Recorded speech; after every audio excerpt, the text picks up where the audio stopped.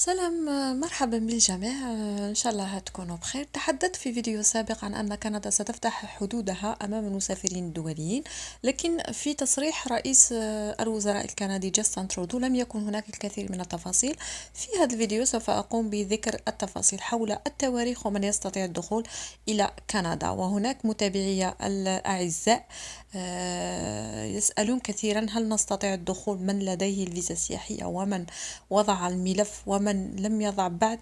كل هذه الأسئلة سوف أجيب عنها في هذا الفيديو على حسب تصريحات وعلى حسب القرارات التي اتخذت من طرف الحكومة الكندية. وكما ترون هنا أنا في موقع الحكومة الكندية، نرى هناك شونجمون افونيغ على فرونتيير كما ترون، وأنا أتحدث بالعربية لكي يفهمني الجميع. يعني هناك تغيرات في حول الدخول عبر الحدود أو الدخول إلى الحدود الكندية. Les ressortissants étrangers entièrement vaccinés peuvent être autorisés à entrer au Canada à des fins discrétionnaires à partir des dates indiquées. Donc ما نقراش بزاف. دونك هنايا المواطنين اللي يقدروا اللي هما entièrement vaccinés، يعني لأن حصلوا على التلقيح الدائم يستطيعون الدخول على حسب، يعني هنا التواريخ. بالنسبة للمواطنين الأمريكيين يدخلوا في 9 أوت. اسمعوا مليح، المواطنين الأمريكيين والمقيمين الدائمين في أمريكا يكونوا ساكنين في أمريكا actuellement، يعني حاليا يدخلوا في 9 أوت القادم 2021. وطبعا يكونوا ملقحين تلقيحا كاملا طبعا. وفي 7 أوت دات دو ديبي بريفي تاع تطبيق هذا القرار هما لي زوتر ريسورتيسون étrangers considérés comme entièrement vaccinés. كي تقرا هكا الخبر تقول باللي يعني نفكر بأن كل المسافرين الذين يرغبون بالدخول والسفر إلى كندا على حسب الأسباب، زيارات عائلية، سياحة، زيارة مريض، على يعني تختلف الأسباب، حتى ممكن اللي يجي هنا يداوي أو دونك في 7 سبتمبر تفتح أو يسمح لهؤلاء المسافرين بالدخول إلى كندا كما ترون هنا. يعني نفهموا باللي ممكن السياح يدخلوا، لكن هنايا لوبليغاسيون دو باسي 3 نوي. اشرت بزاف الى في فيديو عن ان يعني كيفاش يقولوا الحجر الصحي تم الغاؤه في الفندق بالنسبه للناس اللي تلقوا التلقيح بالجرعتين، يعني تلقيح كامل. وهذا القانون يطبق طبعا 9 أوت بالنسبة للأمريكيين والمقيمين الدائمين في أمريكا، و7 أوت بالنسبة للمسافرين ما عدا أمريكا، يعني المسافرين الدوليين الآخرين. وذكرت يعني سأذكر الابليكاسيون بعد. مهم هنايا vérifie si vous êtes admissible à l'exemption visant les voyageurs entièrement vaccinés. يعني هنا نشوفوا اسكو بزاف انا المتابعين تاوعي فيزا سياحية، يعني سياحة أو زيارة، نشوفوا هنايا اسكو تقدروا تدخلوا ولا لا. دونك نكليكيو عليها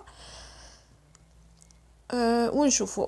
Donc, pour être considéré comme entièrement vacciné, vous devez صح admissible à entrer au Canada avoir reçu la dose. منا لازم يكون عندك لا دوز. لخصكم أعزائي المتابعين أكثر تفاصيل عن الجرعة والناس اللي راهي جاية ندير لكم أي فيديو يعني لي زيكزيجونس تاع يعني تاع القانون، يعني للدخول الى كندا. يعني بالنسبه للوباء ايش لازم يكون عندك.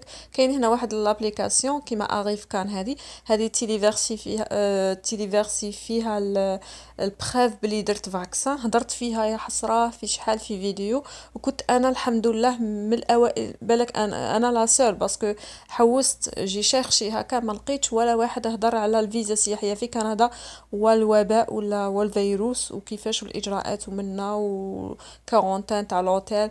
كنت الحمد لله من الاوائل، وكنت لا سيل في هذيك لابيريود اللي هضرت على هذه الشروط الجديدة، يعني القوانين الجديدة مع الفيزا السياحية. دونك هنا كاين الفاكسان اللي اكسبتي من طرف الحكومة الكندية، والفاكسان اللي مش اكسبتي هايوينا. دونك بالخف هنايا كاين فايزر، كاين مودرنا، كاين استرازينيكا، كاين جونسون. كاين متابعة اظن ولا متابع سقساني على سينوفاك، هذه جو بونس تاع لاشين مش مقبولة هنايا. شوفوا من بعد كاين تفاصيل واحدة اخرى اسكو تقبلها كندا ولا ما تقبلهاش. سأجيب عنكم اذا اردتم ضعوا لي يعني في التعليقات الناس اللي حابة تجي اكثر تفاصيل وكل التفاصيل من القانون هنايا تاع الهجرة الكندي، الا حبيتو ندير لكم فيديو على ذلك. دونك هنايا نديرو نضع اسكو تقدر تدخل كسائح ولا لا.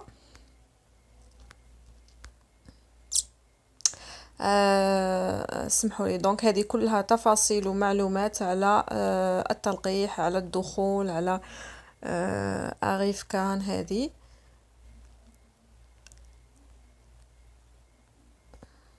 هنايا لي فاكسان اكسبتي vous êtes admissible. هنا ندخلوا admissible à l'entrée au Canada ونديرو بين دوختكم نطلع ونهبط. دونك هنايا êtes-vous un citoyen canadien؟ non. un ressortissant هذه étranger نديروها هنايا علي. ما ابويتيش سمحولي باسكو حابه الفيديو ما يجيش الطويل باش ما تملوش. دونك بريزونتيفو دي سيني نديرو نو. سيمبتوم تاع الكوفيد هنا توجور يسقسوا على الكوفيد ولا عندك دي سيمبتوم ولا لا. vous avez indiqué que vous êtes un étranger. ok, ne présentiez pas de signes et de symptômes correspondant à ceux de la Covid. Donc, comment planifiez-vous entrer au Canada depuis les États-Unis en provenance d'un autre pays؟ نديرو هادي يعني مثلا جاي من الجزائر من الجزائر يعني autre pays مشي أمريكا. هنا يحطوا المعلومات اللي درتهم ومن بعد كالي لا ميير ديسك صحة. هنايا باغ اكزومبل نديرو بالنسبه للفيزا السياحيه اللي داخل باش يحوس يعني توريست لوازير فيزيت مارياج انتروتيان دو بروبريتي. دونك هنا نديرو يعني مثلا السائح نديرو الاولى هذه. هنايا شوفوا مثلا نضربوا طله هنايا على rejoindre compagnie votre famille. يعني مثلا اللي جاي عند زوجة ولا عند ابن ولا inclut les partenaires romantiques engagés. non par exemple عند زوجة ولا ممكن خطيبة ولا كاين تفاصيل بزاف. لا خاصكم حطوا لي étudiant étranger دير activité professionnelle en emploi. مثلا تجي عندك كونترا تاع عمل ولا ريزيدون بيرمانون. مهم كاين الاسباب هذه كاع حنا نديرو مثلا تاع فيزا سياحيه. سي بون هذيك المعلومات تاعك توجور اللي حطيتها. ومن بعد هنا الريزولتا هنا vous ne serez pas autorisé à entrer au Canada même si vous avez reçu un résultat négatif au test de dépistage de la Covid ou même si vous avez reçu un vaccin contre la Covid-19. Vous devez voyager dans un but précis qui est autorisé. donc هنا راكم تشوفوا قالك لا يسمح لك بالدخول الى كندا. ما راكش اوتوريزي باش تدخل الى كندا يعني لمجرد هذيك واش درنا السياحه ولا الوازير ولا. هنا vous devez voyager dans un but précis qui est autorisé. هنا يعطيك كي ندخلوا يعني شوفوا واش هما هادو لي بيت اللي يكونوا اوتوريزي. هنايا لا ليست تاع الاسباب اللي راهم اوتوريزي من طرف القانون الكندي.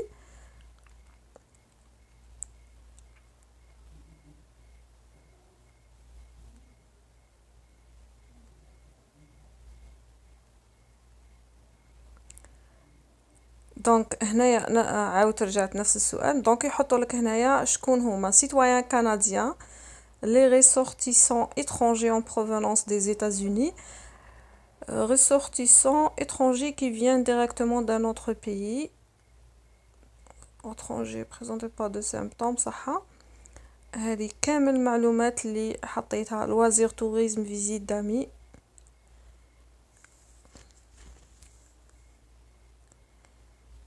دونك هنايا aucune entrée permise pour les raisons facultatives اللي هما اللي درناهم هنايا loisir tourisme visite d'amis, rassemblements sociaux, mariage, être propriétaire foncier.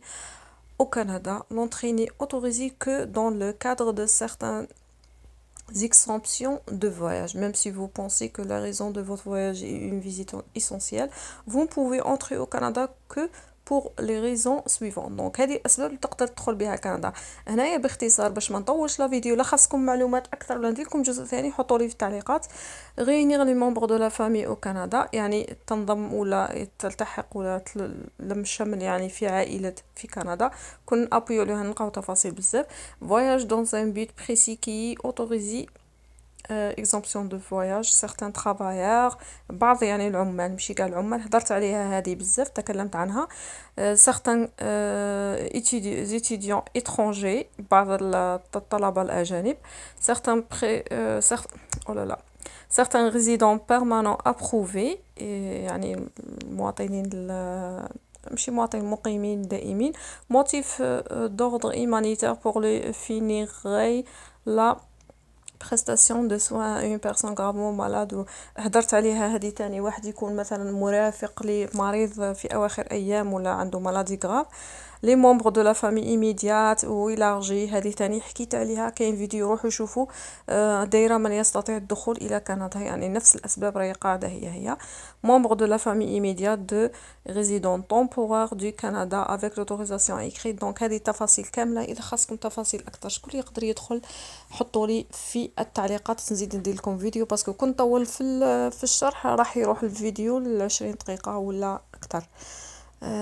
شكرا لكم. حبيت نبين لكم باللي حتى الآن مازال ما السائح يعني مجرد سياحة فقط يسمح له بالدخول إلى كندا. ربي يفرجها إن شاء الله، وإن شاء الله ربي يرفع البلاء في العالم كامل وفي الجزائر هاد الأيامات إن شاء الله. ربي يلطف ويستر بينا إن شاء الله.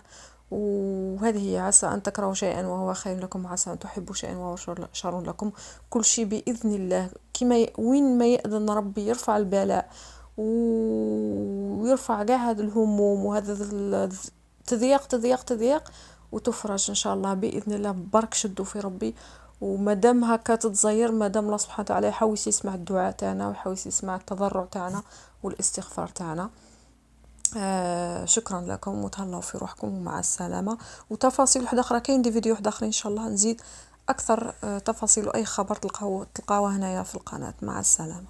باي.